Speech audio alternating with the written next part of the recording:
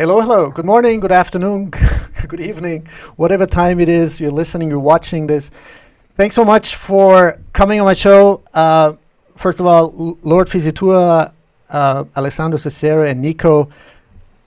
It's really excited. We have a lot to talk about, but I wanted to, start off maybe with a short introduction. Lord Fusitua, I looked at your curriculum vitae, as to speak. I'm really amazed at, because, I also studied law, like I have a legal background, but I never went into the judicial, classical judicial route. So in connection with that, I want to talk to you about, what do you think about the legitimacy of the International Monetary Fund and a lot of other topics. But why don't you tell me or tell our listeners what is your journey to Bitcoin and how did you? Because to be honest with you, I'm going to be very shamefully honest.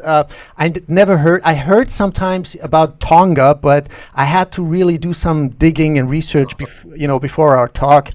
And when I listened to one of your talks on Twitter Spaces, where you said you were on some, I don't know, in some airport, and the officials couldn't even find it on the map. It was just so ridiculous. That's right. Yeah. So thank you so much again, all of you. And why don't you just kick it off? Thank you. Thank you. Thank you. Yeah, thank you. I appreciate the invitation, first of all, and am glad and privileged to be here. I really appreciate it. So I'm from Tonga, which is a small island kingdom in the South Pacific, sort of northeast of Australia and New Zealand, southwest of Fiji and Samoa. I serve as a Lord Member of Parliament there. We modelled our system on the UK, so instead of having a separate House of Lords and House of Commons, we have it all in one unicameral house. So there's 9 of us Lord members and 17 members elected by universal suffrage from the general population. So as you said, my background is in law. I trained as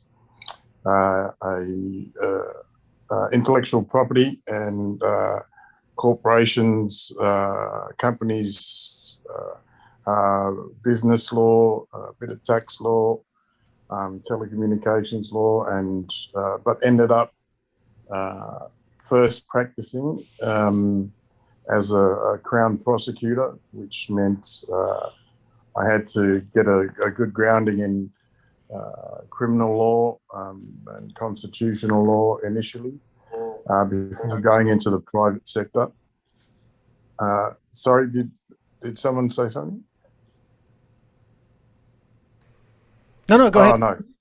Yeah, sorry, I thought I heard a question. So went into the private sector and worked for a company that leased satellite space to people who are countries and companies putting satellites in space, and eventually in private practice and then into politics. So my journey with Bitcoin was about 2013, probably end of 2012, beginning of 2013. I had a relative of mine contact me from overseas. He's like a brother to me. And he was a little bit drunk one night and he contacted me. I've always been into IT, computers, technology. And he said, there's this great new cryptocurrency. It's called Bitcoin. And I think it's life-changing. What I'll do is I'll get some for each of us. And next time I see you, I'll show you how I can give it to you. Having no idea about the technology, how it works, or anything at the time, I said, yeah, great, awesome. By the time I got to see him, little while later, he was in Tonga, and I said, explain that thing to me that you got us into. And he kind of explained a bit, and I said, oh, great. Well, do you give it to me in a coin, or what is it? How do you hand it over? And he said, well, funny you mention that. I actually, the value went up a bit, and I sold it. I was a little bit drunk, and I've already sold them. So, yeah, that was not much use to me. So about 2 or 3 years later, anyone that has any experience with the Caribbean, Central, South America, in the Pacific as well, we have a lot of American businessmen who, in inverted commas, the sort of fly-by-night shady past. You don't really know where they're from. They come through with big ideas, and they get you to invest in possible get-rich-quick schemes, and they usually abscond with the money, and you don't see them again. So he explained to myself, I'd already heard of it, but a number of the other lords about Bitcoin, and we didn't really understand the technology all that well at the time. And again, his recommendation was that we give him some money and invest in it, and he would get us some.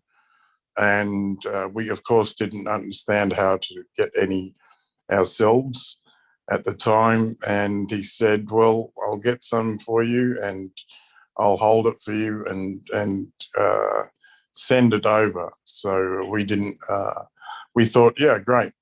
We didn't know exactly how that would work. But again, as previously, he ended up absconding with all our investment money and was never to be seen again.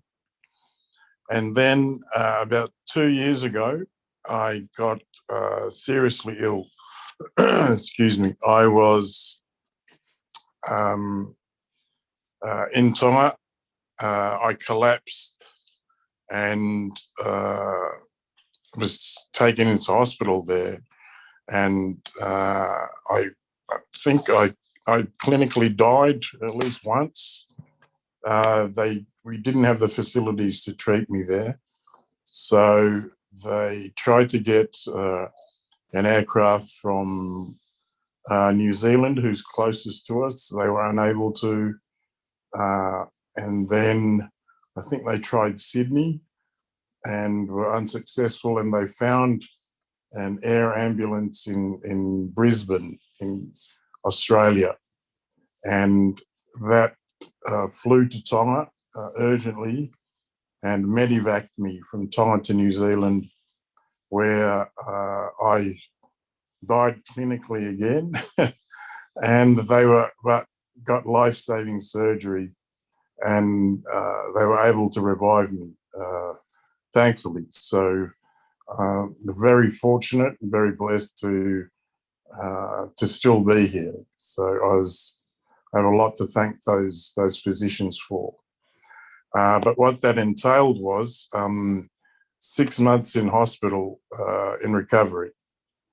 And in those 6 months, without too much to do, I decided, excuse me,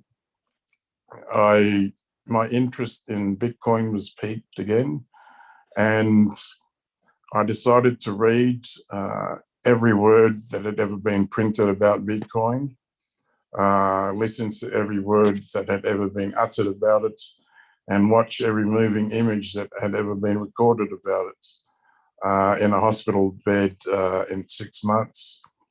And was pretty much orange-pilled, myself in the ICU for 6 months, and began investing from my hospital bed right then. So, I understood, I realized what this technology would mean internationally, globally, for the monetary and economic systems for the general populace. I was in a first world country, so initially those were the thoughts that struck me. Your general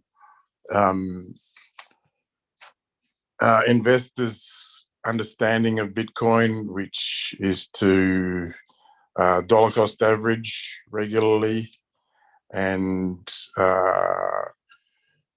ensure that you have enough to buy the dips when and you understand the cycles of the asset, and when dips occur, ensure that you've got your cascading buys set to take advantage of these dips. But more than that, after that initial understanding, a very sort of zoomed in understanding, I zoomed out slightly and understood then that this could be a technology that would be completely life-changing for people in the developing world and in countries like mine, people who have no idea about investment, who are living hand to mouth, and this technology, even without owning the asset, just exposure to this network could change the life of billions, literally billions of people. 2/3 of the planet that is in the developing world, probably actually a little bit more than that. Their lives could be changed overnight by access to this this very pristine and asset, this sound money, in economic terms, to someone who's an economist, but the asset. But the asset aside, just the network itself could be so life-changing. So, yeah, once that understanding dawned upon me in hospital, then it made me double down even more on the technology and its possibilities, not just for myself, but for my country. And and it's staggering. I mean, it's really shocking. I mean, I learned so much from you, Lord Fusitua. The numbers you mentioned about remittances, I didn't even know that. I mean, was it like 700 billion a year or something like that? Can you read? That's right. The global remittance industry, which is largely from the developing world, is 700 billion, well, 714 billion are the figures from the World Bank in 2019. So they've probably gone up by a factor of 5% or so. So, yeah, it's at least 750 billion in 2021.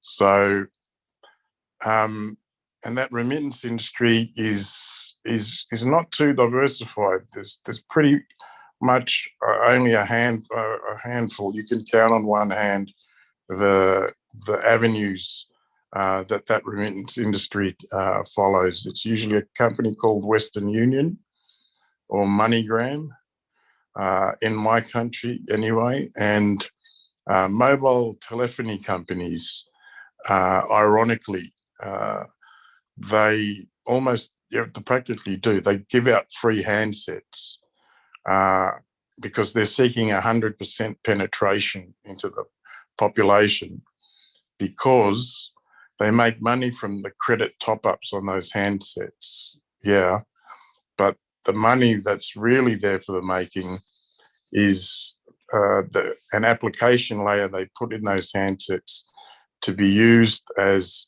digital fiat terminal, so that you can be in Los Angeles and log on to a website, with your credit card or your bank account details, and you can send automatically on the telephone company's website $100 to your cousin in Tonga, and it will appear on their mobile phone. And the companies have already rolled out point of service hardware at the vendors, the stores in Tonga, so that you can cash out that digital fiat at a participating shop front, or spend that fiat directly for goods and services in the store. So those three avenues are the channel for the 40.7%. Our annual GDP of our country is made up 40.7% of by remittances. So that's nearly half. Yeah, half our GDP is constituted by remittances from overseas. So that's life changing. If someone exposes the country to the Bitcoin network and to Strike, that means that instead of receiving, I neglected to mention, what Western Union, MoneyGram, and these telephone companies' digital fiat systems have in common is they take, on average, it can be a little lower, it's usually a lot higher.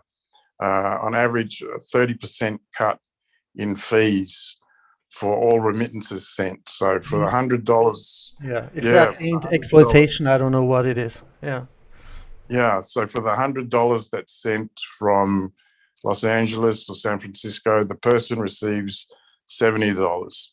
So you either eat it on the sender's end or you eat it on the receiver's end. For you to receive 100, the sender will have to send 130.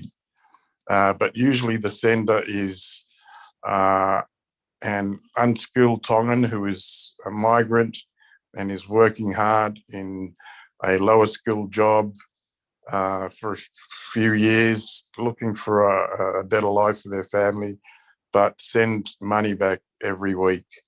And so the cost is eaten on the receiver's end. They get 70 instead of 100.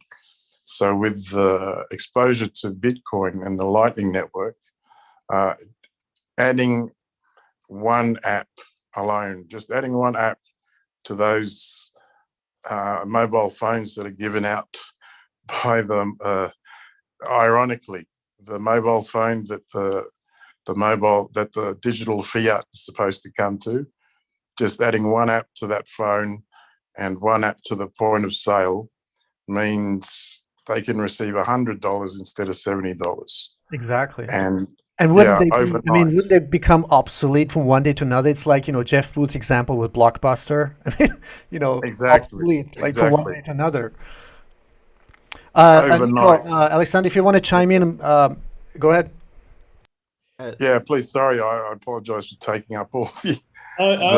No, man, no worries. Actually, super excited to hear all of these things coming from you. I mean, like, I heard to your interview as well on BDC sessions and the whole remittance deals, the whole IOUs deal with El Salvador and how they could basically recalculate all of their Bitcoin holdings if they ever have Bitcoin holdings to pay back their debt. So no stress at all, man. I just, I guess I hear you talking about remittances, and what comes to my mind, right, being Venezuelan, is that this thing has, I guess that it is now that we are seeing on social media, Bitcoiners talk more about their remittances market and start seeing this dilemma that we have both an asset and a monetary network. And so I guess it just, if you were in Bitcoin 4 years ago, and probably Kevon and Nico can back this up, it was not cool if you were following cryptocurrencies in Latin America at all. Right. And out of a sudden, it's like the coolest of things because it's an exemplary region. And we're like, we are becoming becoming the Bitcoin capital continent, like Bitcoin continent That's right. Absolutely. of the globe in a sense. But what I can add, right, like based on my expertise, guys, and my own personal experience, like my own Bitcoin rabbit hole, right, living in Venezuela and having the Venezuelan lens of Bitcoin, is that this is why peer-to-peer cryptocurrency markets will be so big, because before we fully connect people as pure 100% peers to the network, decentralized peers, it'll have to be via a mobile service, right? A website. And as of today, it's peer-to-peer markets such as local Bitcoins and Binance peer-to-peer, the ones that are booming and that are providing the necessary rails to have on-ramps and off-ramps in the developing countries, right? So I guess that it's and we will expand more about this throughout the whole conversation on the episode. But I guess that we will see this this important transition from pure 100% decentralized technology coming from the state in which we are right now, that governments and entrepreneurs, etc., from each country should work the best way with foreign companies, such as Strike in El Salvador, right? That's a wonderful example, and that's a thing that has not happened at all in Venezuela. Now there are other implications as to why that is, but I guess that I can pass on the ball to Nico right now. Yeah, look, Right. what happened in El Salvador was the shot heard around the world. Okay, it changed everything. The fact that Bitcoin in 12 years became legal tender. This is a direct shot, across the bow of central banking. It has them scared crapless. And the reason for that is because their system, and exactly what the Lord just mentioned, it's exploitative by nature, right? So these are parasites. These are the whole legacy system is not a system of inclusion, right? It's a system that works for about Exactly. 40% of the world. But if you are in that 60% of the world, you are considered unbankable, to use their own terms, right? So they've built this cage around themselves, and they've made it so if you're deemed worthy, for example, I'm Venezuelan myself and I'm Venezuelan American, so I'm not like Alessandro, but if you're a Venezuelan and you're coming to the United States and you want to open a bank account, you can. And that's exactly what Bitcoin is for, right? Those people, those undesirables, those unbankables, right?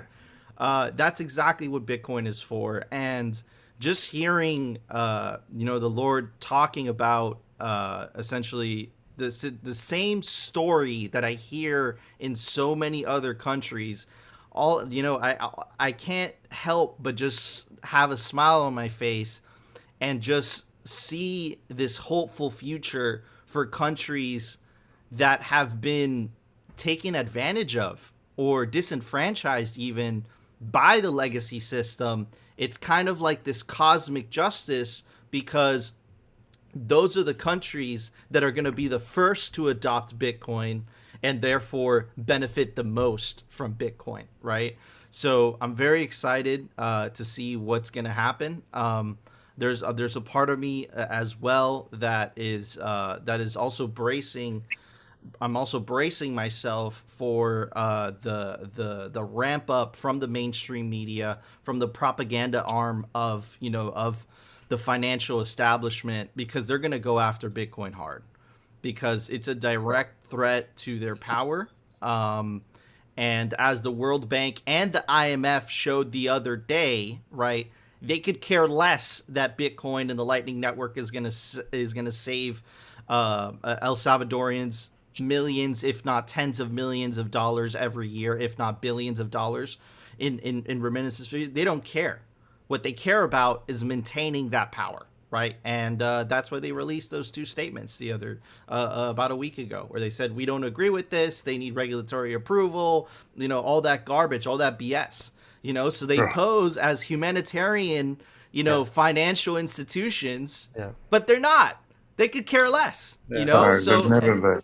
and Bitcoin is going to eat them for lunch, just like the internet has eaten everything else, right? Because if you guys all remember this, in the long distance market, you used to have to place a call and you used to have to pay an arm and a leg. But the fact that we're all talking through Zoom right now completely for free, right? Like on different locations around the world, that's because of the internet. The internet hasn't come to money yet, right? We're still relying on this archaic system, right? Yes. Where like these parasites take advantage of, right? Whether it's the credit card companies that charge 3%, whether it's the remittance companies that charge 30%, right, just to send money overseas. And it's crazy because those people, right, those people that pay those fees are the people that need the money the most. And the people that don't pay those fees are the people that have the money already. So it's this messed up, skewed system, but this orange meteor came out of nowhere, and it's just gonna completely disrupt the whole thing, man. And I'm just so hopeful for the future. And after hearing what the Lord had to say, I'm even more hopeful. It just made my day. Can we do a reality check, Lord? I want to have your opinion. I mean, besides the joy and pleasure I had when we experienced, Jack Muller, giving this talk. I mean, it's just totally out of nowhere. Like, what was your internal like reality check? Because I was like, okay, what's going to happen now? Are they going to like, I don't know what, trigger a false flag attack or, assassinate somebody? Or, I mean, what was the worst case scenario that you had in mind? I don't want to go into negativity, but I just want to have sort of an objective reality check over here.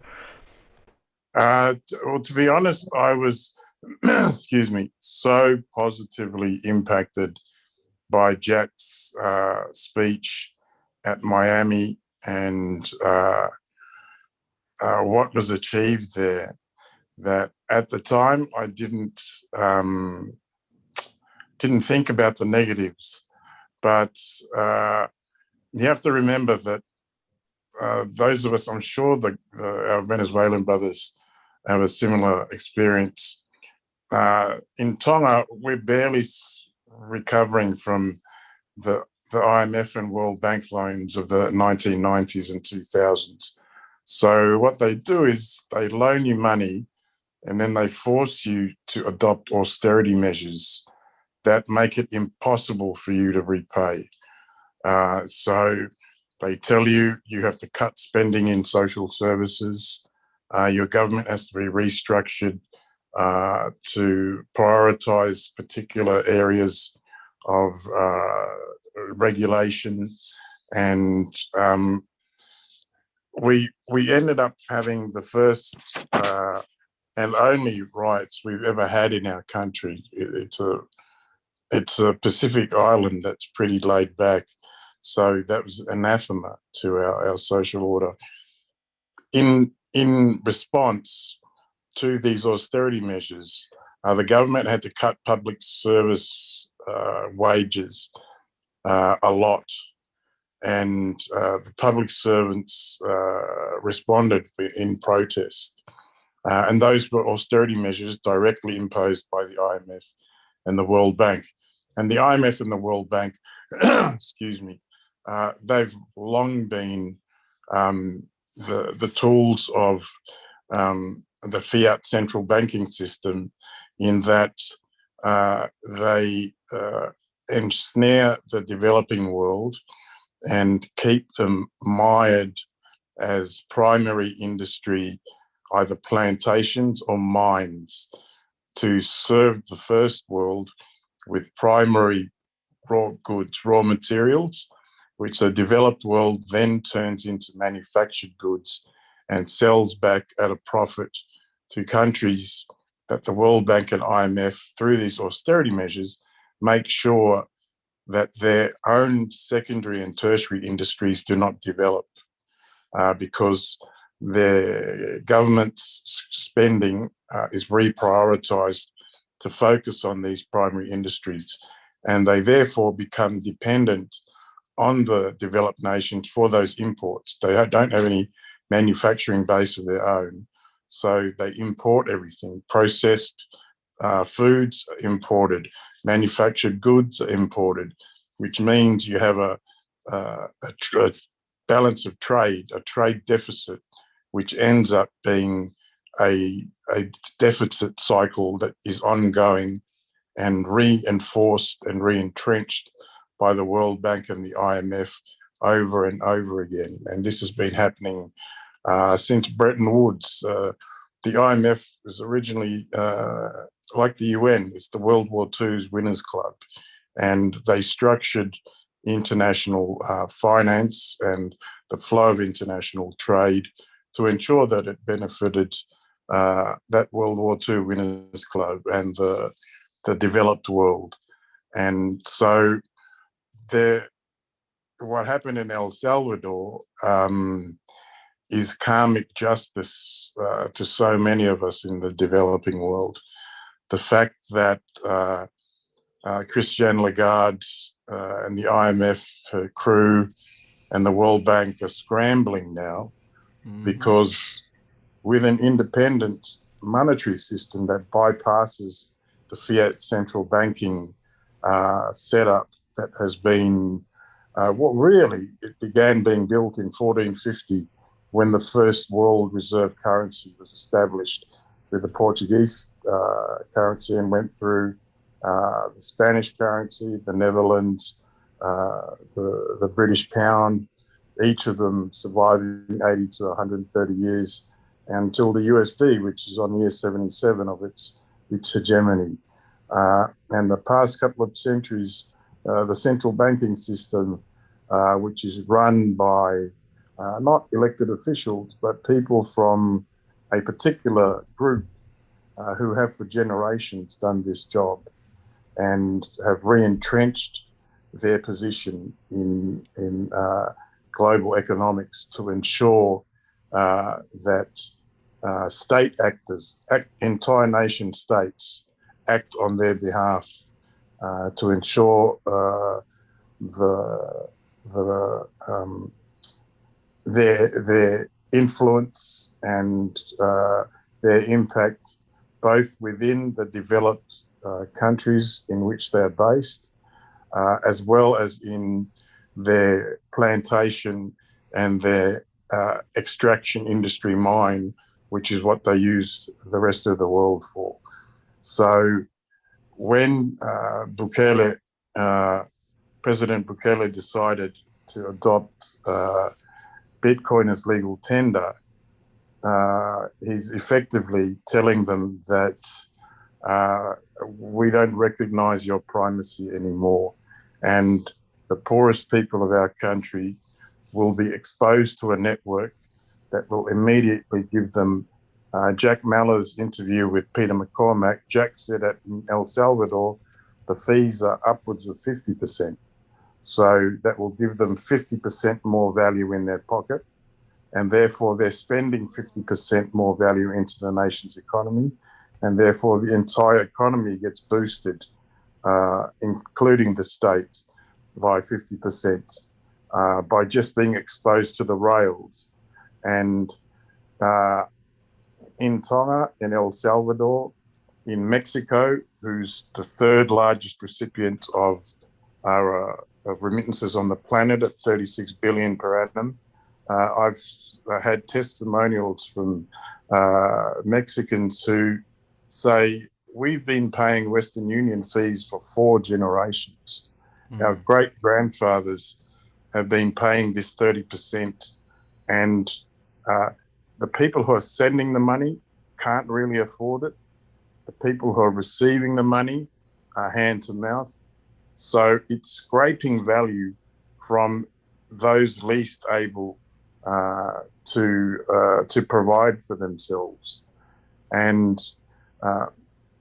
even before Bitcoin, the asset, just exposure to Bitcoin, the network, and the 1,000 cash points that Jack Mallers and Strike have in El Salvador and through Central America means that an El Salvadorian can receive the money that was sent from the sister housekeeper in New York, the full $100, not take the 4-hour bus ride to Western Union that cost money both ways, not be it held up by the gangs at Western Union who to take a tax of their own. And she ends up, after the 30% to Western Union, the 20% to the gangs, and the 10% it costs either way to go by bus, she ends up with 50%. Now her phone gets zapped and she gets 100% and just has to go to a cash point and show that QR code, and they'll give her 100 USD. So she has no knowledge of Bitcoin. She does not realize she's been exposed to the rails. All she knows is 100 fiat was sent, 100 fiat was received. And that's life-changing. And the beauty of it is that after a while, she'll realize, I used to get by on 70. It's hand to mouth, but I got by. So maybe once every second week, I'll put that 30 aside as savings. And for the first time, people who live hand to mouth have the chance at savings. And maybe she's not going to save it as fiat. Maybe, which the Strike app and Jack's rollout, that particular rollout in El Salvador, has the capability of doing, maybe she'll stack that $30 as sats. Exactly. And in stacking it as sats, she's being exposed to Bitcoin, the asset. And in stacking sats, someone who for generations was hand to mouth suddenly has the opportunity to build generational wealth. Now, that's a massive paradigm change. And not to mention the second, third order effects, like economically, technologically, relationship. I mean, amazing. So far-ranging. The picks and shovels effects, the ancillary industries, it's a no-brainer. It's booming everywhere. So, it is. And like I said, it's funny. Any way you flip it, this orange meteor works. So in the West, it goes, all right, it's metamorphosized over the years. It's evolved into a store of value. It's the most pristine store of value ever. It's, as Saylors says, it's better at being fiat than fiat. It's better at being gold than gold. It holds its value over time and space. Over space, you can send it to the other end of the world, boom, a few minutes, it's there. And in full value, what was sent is what was received. And if you're lucky, the price might have gone up and you receive more than what was actually sent. And it holds its value across time because you bury it tonight and dig it up 5 years later at the 200% per annum at which it appreciates regularly, has been the average over the past 12 years. It's going to be 1,000% increased in value in 5 years. So this orange meteor, which has impacted us all, it works both ways. So as a store of value in the West, it eventually is becoming a medium of exchange as it's accepted in various places. It's accepted in Venezuela. It's accepted in Nigeria. But then you go to El Salvador and it begins as a medium of exchange. Mm-hmm. And then turns into a store of value because it immediately their exposure is to its medium of exchange properties, and they can cash out into fiat in it. And then eventually, when they're able to make savings and to stack some of that, then it will become a store of value. So either way, Bitcoin is flipped. The beauty of the technology is it's life-changing either way. Alessandro, you want to say something? Sorry. No, I mean, after the El Salvador boom, I've started trying to dig up some economic numbers from the nation. And I found just like general stuff, like they have like $27 billion in debt as of today, $29 billion more or less. I think their GDP is $27 billion, but their foreign reserves are like $2.9 billion currently. So if El Salvador's president and the National Assembly went all Michael Saylor microstrategy on Bitcoin, they could have bought approximately like more than 100,000 BTC this Right. price, at this dip's price. So if in 10 years Bitcoin becomes a 10 trillion plus monetary network, which will do so, they could literally 10x their foreign reserves from current Right. levels or even more, and then eventually pay off their debt just by holding Bitcoin. And Well, that's the great thing. I mean, yeah, the Forbes article, which I'm sure we all saw, which shows that I think it's section 12 of Article 5 that the World Bank's charter defines currency in a particular way, and that the fact that El Salvador has adopted Bitcoin as legal tender means that the World Bank will have to accept repayments to its loans in Bitcoin. And not just Bitcoin, the section says all IOUs and fiat backed by that asset. So they could pay back in El Salvadorian or USD fiat or IOUs backed by the Bitcoin. So they don't actually have to part with the Bitcoin themselves. They can stack it and pay off with the IOUs.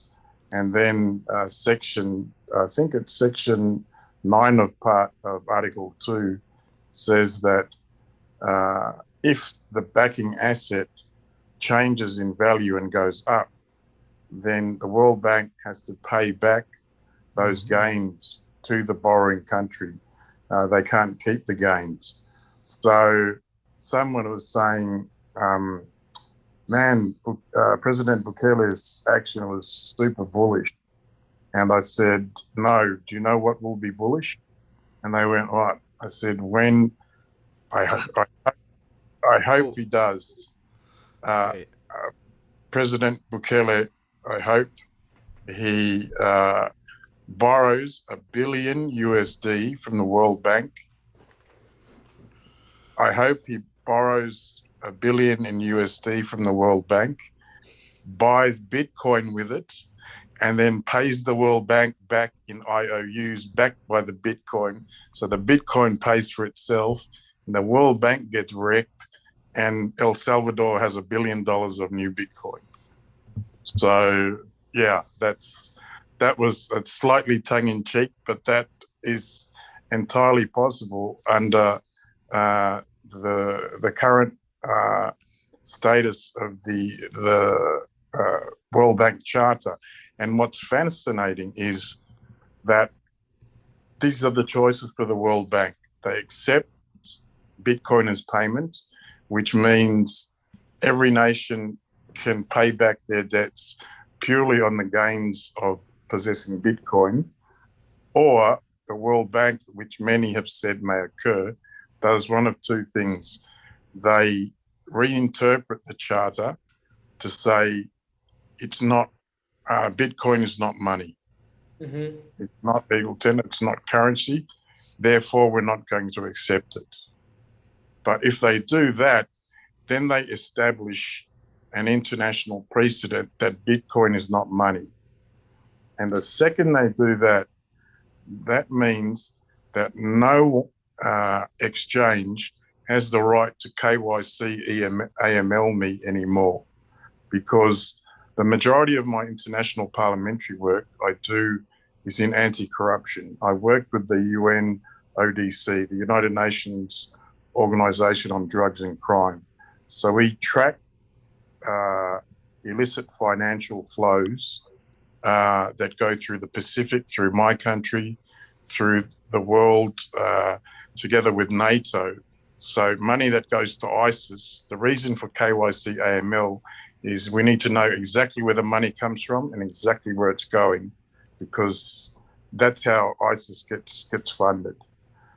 So the second the World Bank says Bitcoin is not money, then there is no longer any legal grounds to KYC AML you anymore. They can't. They're stuck right now. They're stuck. They're stuck between a rock and a hard place. Like that. So That's why. That's we've gamed out the results.